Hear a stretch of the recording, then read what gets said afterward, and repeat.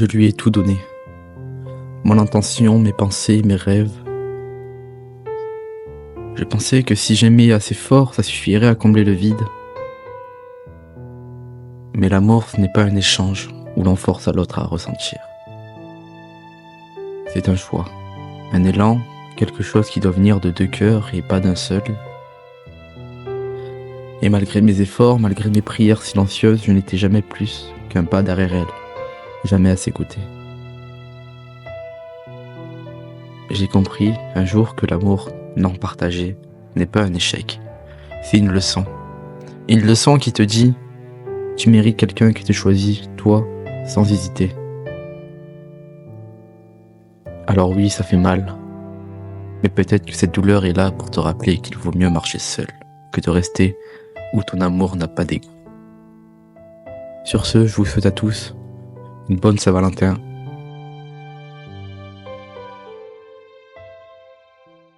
Out the top, to the top. First low, but now the amber on the top. Out the top, to the top. First low, but now the amber on the top. Out the top, to the top. First low, but now the amber on the top. Out the top, to the top. First low, but now the amber on the top. ยังไม่เคยท็อปพวกรันมันนานแล้วไม่เคยรอฟีลิ่งกูยังคงเดือดเหมือนกับไฟร้อนเดินบัญชีกูวิ่งแบบไม่เคยรอกูก็หายมากมายแบบไม่เคยพอมึงก็ทำได้แค่อยู่ในเกโดกูเลยลิวเกตตี้อยากจะเล่นโชว์พวกมึงได้แค่เห่ากูจะเกโลกูจะเกโลปากมึงแพร่มากมายมันจะรู้สับบอกมึงทำมานานแต่มีนายซึ่งไม่รู้จักทำให้แยกฝั่งฝ่ายเหมือนมึงรู้ดีจัดดีดูอูซี่ตัวเดต้าบูสลีพูดเรื่องใหญ่ๆไม่ต้องพูดพูดเรื่องใหม่ๆจะไม่ดูเพลงพัฒนาไปตั้งไกลแต่ทำไมมึงยังอยู่แค่ในรูวะ Out the top to the top first low but now the amber on the top. Joyeux Saint-Valentin à tous. Moi je suis célibataire, et tant pis, on fait avec. Et voilà, du coup nous sommes le 14 février. J'espère que ce petit texte sur la Saint-Valentin vous a plu. Je viens de commencer la journée il y a 45 minutes et j'ai déjà fini ma journée en 45 minutes. J'ai fait TP et donc je sais pas qu'est-ce que je vais faire de ma journée. Travaille pas. Tu travailles pas? Non. Pourquoi tu travailles pas? Feignant. Et tu fais quoi dans la vie sinon? Rien, je promène. Ma journée sur LTP 5. Il est pas motivé. L'intro de la vidéo.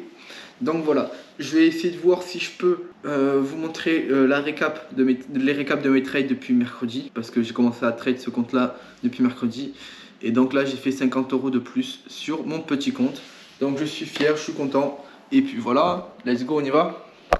Allez, du coup on se retrouve sur mon journal de trading pour voir les récaps de mes trades de la semaine. Donc on a un total de 142,94% de mon capital, pour un RR de 4.02 et un win rate de 100% pour 14 trades. Okay. Et un drawdown de 7.89. Donc sur 142%, le drawdown en vrai, il importe très peu.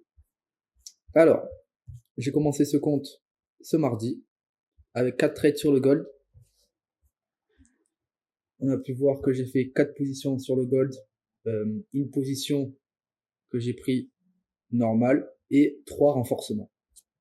Donc on va aller directement sur les graphiques. Donc hop, ce mardi, qu'est-ce qu'on a fait comme trade? Ma position, c'était sur une prise de liquidité. Donc pourquoi j'ai pris à ce point d'entrée là et pas ailleurs? Parce que ici nous avons eu des mèches de rejection à plusieurs reprises, donc de l'accumulation en M15. Donc toutes ces bougies là nous ont formé un equal high et qu'on est venu chercher par la suite liquider avec une rejection en dessous de la liquidité. Ok.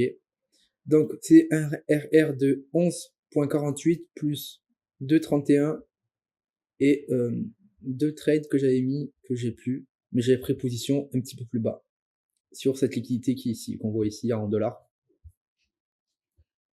Et donc j'ai fait mon TP5 directement.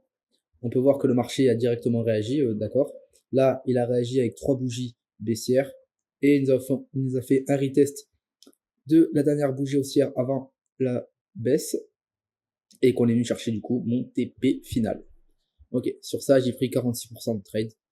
Donc, ce qu'il faut savoir sur le gold, c'est qu'il y a beaucoup de liquidités à venir chercher. C'est la principale stratégie que j'utilise sur le gold, c'est de venir chercher la liquidité plus une rejection. Donc, voilà. Ça, c'est pour... Hop, on va aller sur le journal de trading. Donc, pour un total de 46,38% le mardi. Le mercredi, on a vu que j'ai fait 2 positions sur le gold et 1 sur l'euro USD pour un total de 14%.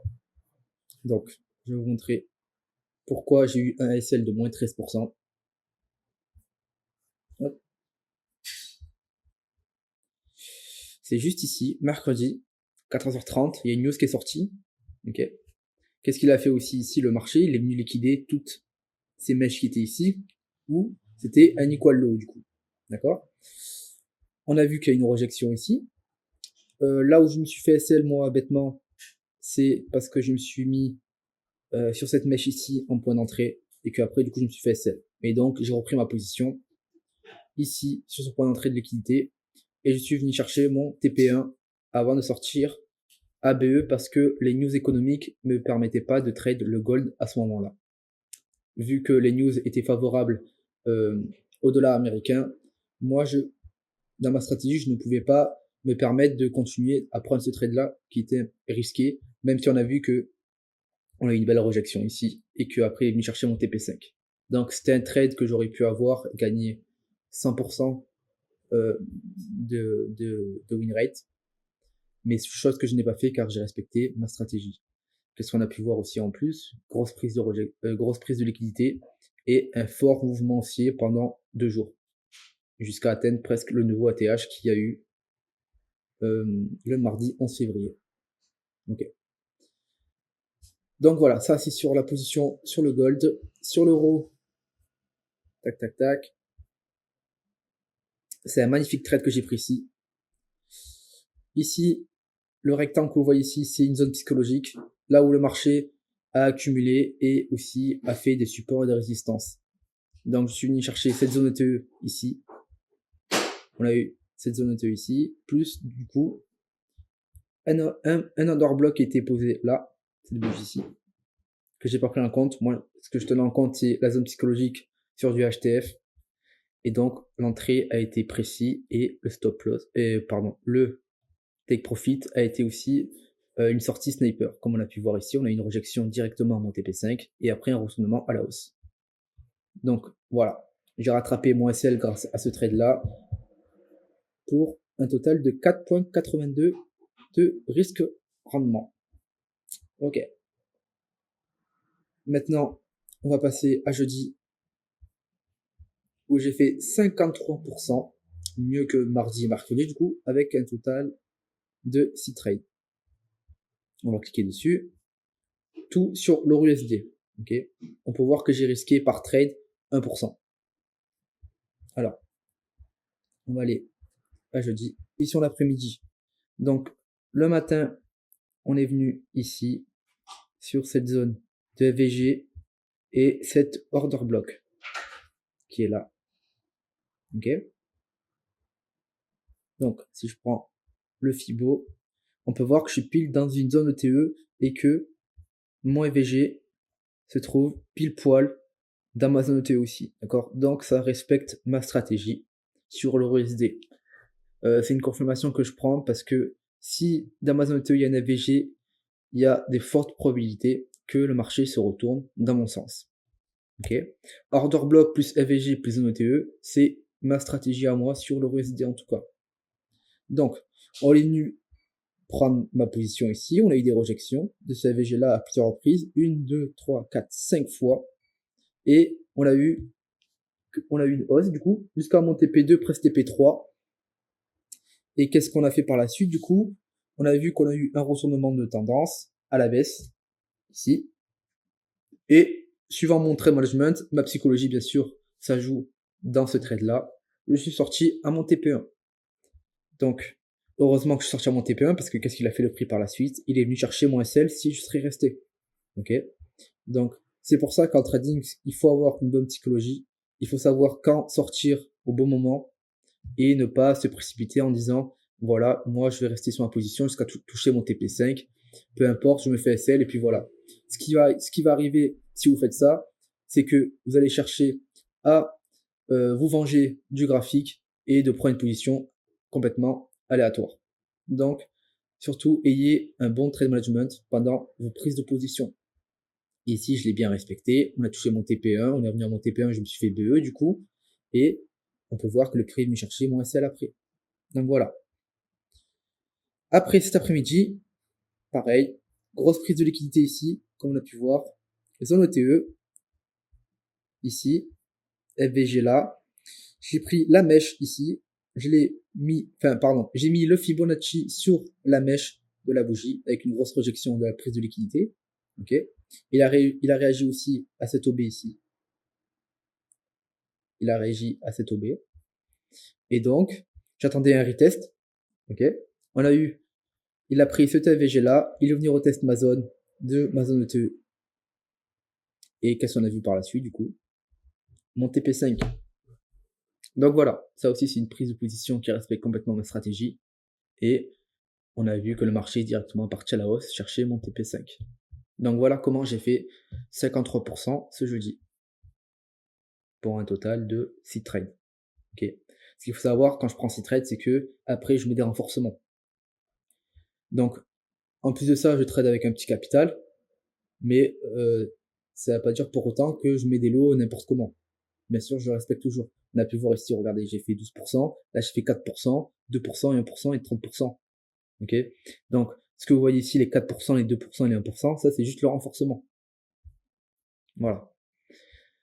Après, on va aller passer à vendredi. Vendredi, j'ai fait un trade à 28% sur le gold. C'était magnifique d'ailleurs. Hop, on va aller sur le gold.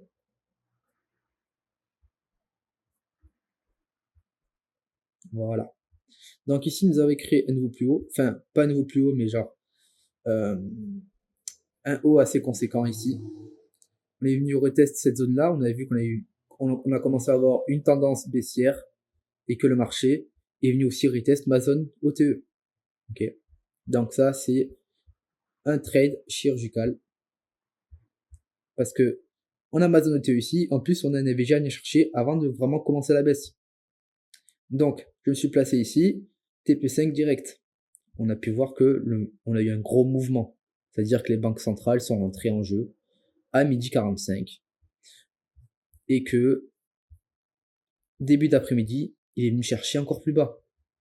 Donc vous imaginez que si j'aurais venu chercher la liquidité ou ce CVG qui était là, j'aurais fait un RR de 40, ce qui est énorme. C'est-à-dire que là, j'ai gagné 50 € sur cette prise de position. Si je serais resté jusqu'en bas, j'aurais gagné 500 €. Mais bon, avec des si on peut tout faire. Mais moi, mon seul objectif, c'était ce CVG ici. Je cherchais pas plus bas. Mais c'est vrai que après, il a lancé vraiment la journée et on est venu chercher ce FVG ici. Plus cette OB là. Même pas. On n'est même pas encore venu. Peut-être qu'il va venir la semaine prochaine à l'ouverture. Donc voilà. Un RR de 5. C'est nickel. J'ai risqué 10 pour gagner 50 € sur mon petit capital. Et puis, on a bien fini la semaine. Donc j'espère que ce petit récap vous a plu les gars. Si vous avez des questions, n'hésitez pas à les poser dans les commentaires. Et sur ce, moi je vous dis à la semaine prochaine pour un nouveau vlog et des nouvelles opportunités. Allez, ciao tout le monde.